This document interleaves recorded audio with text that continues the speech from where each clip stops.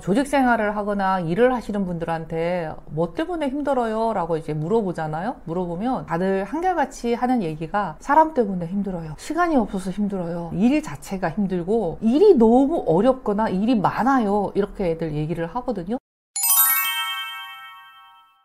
그런데 사람이든 일이든 시간이든 그 공통분모 안에 들어가는 것은 결국은 그 사람이 하는 말 때문에 힘들다가 공통적이더라고요.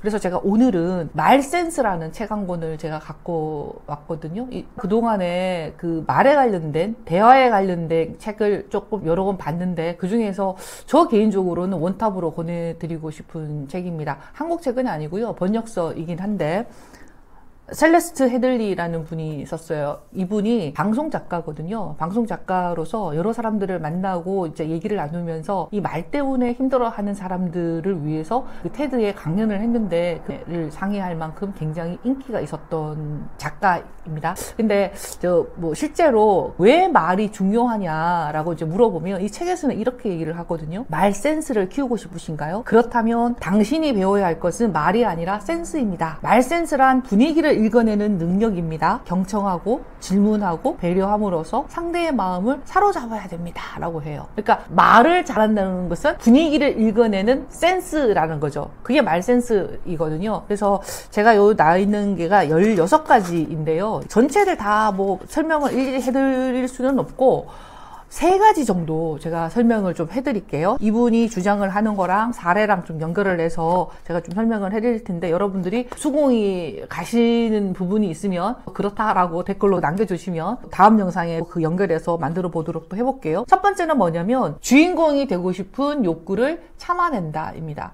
이 주인공이 되고 싶은 욕구를 참아낸다를 저는 어떤 식으로 좀 연결을 하고 싶으냐면요. 심리학에서 전환한다라고 하거든요. 그러니까 상황을 자신이 주인공이 되게 전환을 해버린다라고 심리학에서는 얘기를 해요. 그걸 전환기법이라고 얘기를 하는데 여러분들이 알게 모르게요. 이 주인공이 되고 싶다라는 욕구 안에 전환을 하는 말의 합법이 굉장히 많아요. 그 사례를 제가 한번 들어볼게요. 자, 예를 들어서요. 제가 이렇게 얘기를 해요. 카톡이 됐든 페이스북이 됐든 SNS를 통하든 아니면 전화든 아니면 실제로 대화를 하든 이렇게 얘기를 하거든요. 어제 날씨가 갑자기 너무 추워서 내가 감기인지 독감인지 머리가 너무 아파서 나 고생했어. 이렇게 얘기를 했단 말이에요. 이렇게 얘기를 했을 때 대부분의 사람들, 전환을 하지 않는 사람들은 어떻게 얘기를 할까요? 그 말에 그게 카톡이 됐던 댓글로 그랬어요? 많이 아팠어요? 어디가 아파요? 괜찮아요? 이렇게 묻죠. 물론 요즘 그게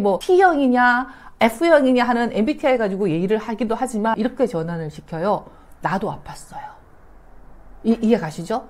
내가 오늘 독감이 걸려서 너무 아파서 이 병원을 가야 될지 입원을 해야 될지 막 고민을 하고 있었고 오늘 너무 힘드네 이번 독감이 라고 얘기를 하는데 나도 아팠어요 라고 하면 어떻게 돼요? 내 아픈 거는 상대한테 얘기를 할 수가 없는 거죠. 내가 아파서 얘기를 했는데 나도 아팠어요 라고 얘기를 해버리면 나는 어떻게 해야 되죠? 너 어디가 아팠니? 괜찮니? 지금은? 병원에 갔었니? 라고 이게 전환이 돼버리는 거죠. 무슨 말인지 아시겠죠? 주인공이 되고 싶어라는 욕구가 있다라고 이 저자가 말했는 그 저변 안에는 심리학 기저인 전환기법이 깔려져 있다라는 거예요. 그래서 이게 굉장히 많은데요. 페이스북에서도 가끔 보면 이건 실제로 제가 이거 보면서 똑같아요. 누가 올해 2024년 그 다이어트를 하기 위해서 3개월 동안 내가 고군분투를 해갖고요 12kg를 뺐어요. 그러면 대부분의 사람들은 어떻게 댓글이 달리냐면 이렇게 달리죠. 아이고 고생했어요. 12kg 빼는 거 쉽지 않은데 어떻게 했어요?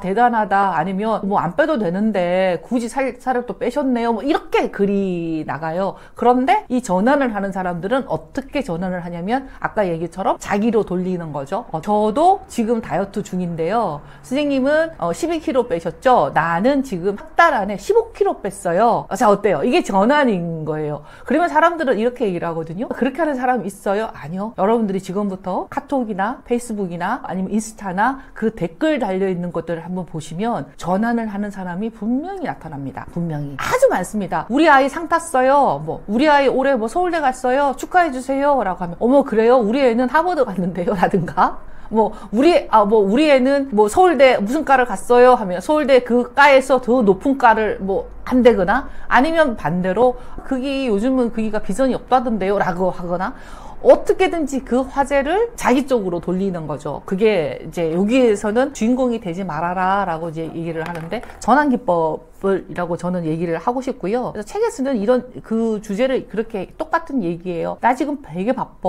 나 지금 정말 정신없어. 왜? 할 일이 많아? 왜 바빠? 뭐 이제 이렇게 이제 돼야 되는 거죠. 그런데 제가 꼭 드리고 싶은 얘기는 뭐냐면은요. T형이라고 해서 상대를 무시하면서 전환하지는 않아요. 착각하시면 안 되는 부분이 뭐냐면은요.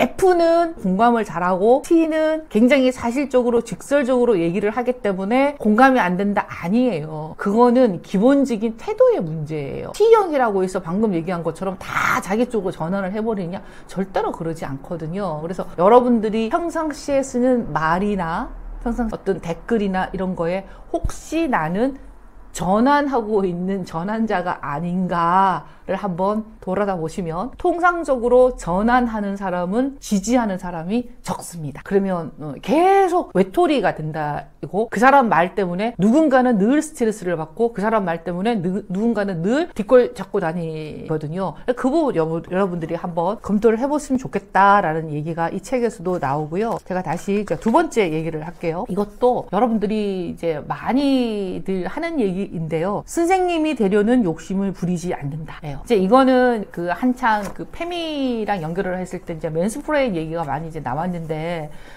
남자분들이 예전에 이게 이제 역사적으로 이제 들어가면 예전에는 그 여자들이 공부할 수 있는 어떤 권리, 배울 권리가 적었었죠. 아주 예전 시대에는. 그래서 늘 공부를 더 많이 하고 지식층들은 남자들이었단 말이에요. 그래서 어떤 사안이 있다 그러면 상대가 묻지도 않았는데 그 어떤 지적인 우월감을 가진 남자분들이 그 설명을 마구마구 해서 상대를 불편하게 한다고 해서 나오는 맨스플레인이라는 단어가 페미 쪽에서는 아주 이제 고전적인 단어로 학습하는 단어로 쓰고 있죠. 그런데요. 그 맨스플레인이라는 단어에서 맨스를 빼더라도 남자라는 단어를 빼더라도요. 굳이 설명하는 사람들이 있어요. 그래서 한동안에는 막 설명충 막 이랬었잖아요. 그게 뭐냐면 상대방이 묻지도 않았는데 뭔가 계속해서 답변을 한다는 것은 뭐냐면 그냥 답변이 아니라 막 설명을 하는 거죠. 이건 이런 거고 이건 이런 거야 라고 설명을 한다는 것은 자기 스스로 지적인 우월감을 상대한테 주입시키고 싶어라 하는 거거든요. 근데 그게 이제 또 심리학으로 돌아서 너무 심해지면 어떻게 되는 거다? 가스라이팅이라고 하는 거죠. 자신의 생각을 이건 이런 거고 아니야 이건 이런 거야. 근데 왜 그러냐 하고 막 설명을 하죠. 그게 이제 가스라이팅이란 말이에요. 이제 그렇게 말을 하면 말의 센스가 없다라고 이제 저자는 얘기를 하고요. 그거랑 같은 맥락인데요. 또 이제 대충 아는 것을 잘 아는 척하지 않는다. 이거는 전 굉장히 중요하다고 생각을 하거든요. 실제로 그 Say No의 가르침이라는 책에도 보면 No라고 할 수 있어야 되고 거절할 수 있어야 된다라는 얘기랑 같은 맥락인데 이제 그거랑 이제 붙여서 얘기를 하면 모르는 거는 모른다라고 얘기할 수 있어야 되거든요. 조직에서 일을 할 때도 그렇고 대인관계에서도 잘 모르는 부분에 대해서 모른다라고 얘기를 하면 문제 해결이 그 선에서 끝나거든요. 그러니까 모르기 때문에 이 의사결정을 어떻게 해야 될까 다음이 들어가는데 모르는 것을 안다라고 했기 때문에 그 문제가 더 커져버리는 경우가 굉장히 많아요. 그래서 본인 스스로가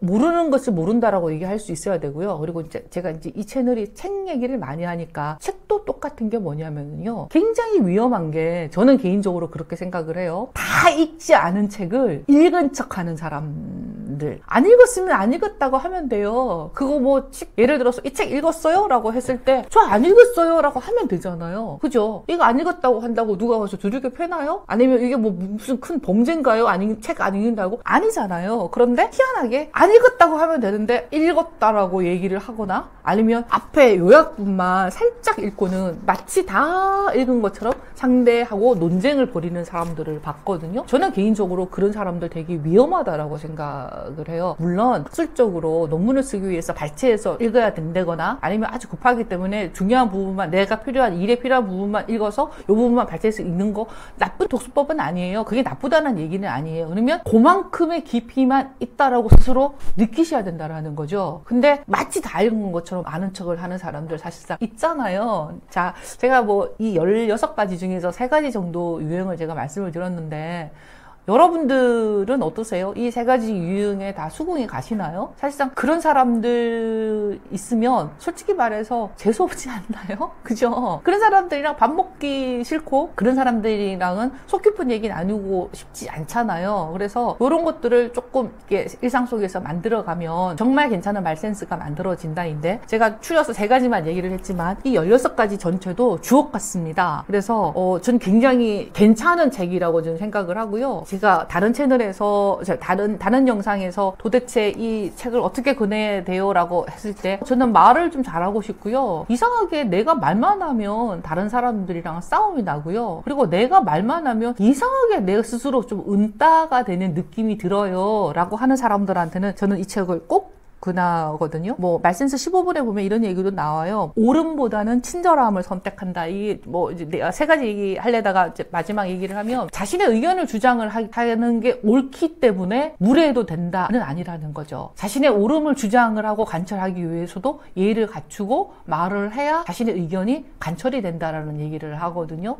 그런 부분들까지 좀 골라서 한번 읽어보시면 되고요. 이 책의 또 장점은 뭐냐면 16가지가 다 이렇게 따로따로 나와 있기 때문에 쭉 연결해서 안 읽어도 돼요. 그냥 딱 제목만 딱 보시고 이 중에서 내가 평상시에 이런 거 좀 부족했네 하는 것들은 이렇게 하시면 굉장히 도움이 많이 되는 책이에요. 그래서 저는 주변의 후배들이나 아니면 이렇게 그 말 때문에 힘들어하는 사람들, 인간관계 때문에 힘들어하는 사람들한테 어쩌면 인간관계의 론이 문제가 아니라 네가 내뱉는 말 때문에 상대가 힘들어하고 또 상대의 말들 때문에 우리가 힘들어할 수도 있으니 기본적인 거를 한번 읽어보는 건 어떨까 하고 제가 조금 많이 권했던 책이거든요. 그래서 올해 2024년에는 조금 내가 더 당당해지고 싶고 조금 더 다른 사람들이랑 이렇게 사람 때문에 에너지를 쏟지 않고 살려면 말부터 좀 조심을 하면 쓸데없는데 에너지를 안 쏟게 되는 매일매일이 되지 않을까라는 생각이 들거든요. 그래서 이런 책들은 같이 모여서 독서 모임을 해보셔서 서로 사례를 연결을 해보셔도 재미가 있을 거라는 생각이 들어요. 그래서 오늘은 여기까지 하겠습니다. 마무리하겠습니다. 고맙습니다. 안녕.